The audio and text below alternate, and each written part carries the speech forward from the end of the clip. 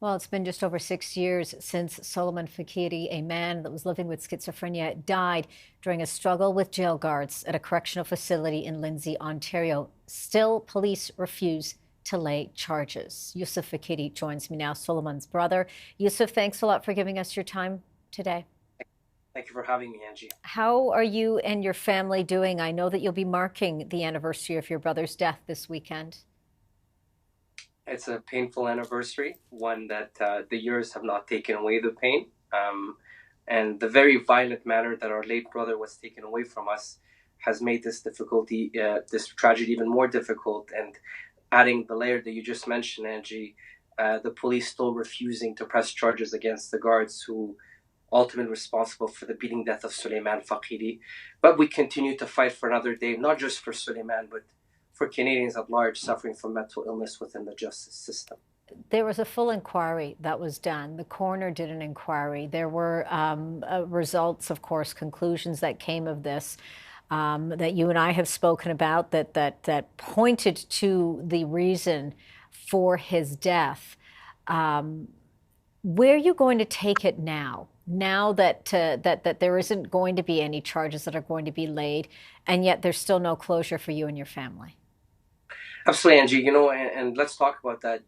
There's the coroner, the chief pathologist said that the guard's action directly led to Soli's death. Mm-hmm. Yet the OPP said that there isn't sufficient evidence. This is the third police investigation. There isn't sufficient evidence to press charges against the guards who murdered Soli.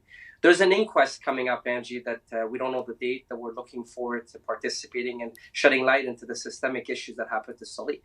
But what we need to remember is that although Soli was taken from us and there isn't any criminal accountability, the story now is preventing another Soleiman tragedy to happen. That's what we're taking it. And it's not just me and my family, it's Canadians at large. Tomorrow's vigil is the sixth one. We're having it every year, and it's to shed light between this intersectionality of mental illness and the justice system, and we call it the fatal nexus. And so our hope and our goal one day is to have a policy change to make sure that people with mental illness have the proper treatment when it comes within the justice system, that they're not to be given to their families in body bags, but to get the appropriate support. That's where the story and the route and the direction that we're hoping to take. Soli's not with us, but there's many other Solis, Angie, that are around us whose life we could save. We know that you have gotten support from a number of senators as well. They released a statement as well today regarding, in response, of course, the anniversary of your brother's death.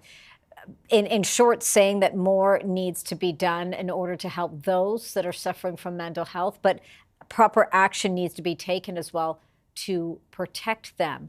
Can you talk to us a little bit more about that aspect of it and whether or not you'll be looking, as you say, to try and change things so that there is better protection for others?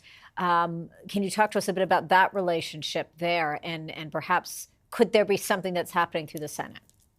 Absolutely, Angie. Let's talk about this. The correctional system at both the federal and provincial level lacks two things: one, accountability and transparency. And I think this is where the opportunity lies, where we need to shed light on this. That if something wrong happens against individuals suffering from mental illness within the justice system, then the practitioners of that system need to be held accountable.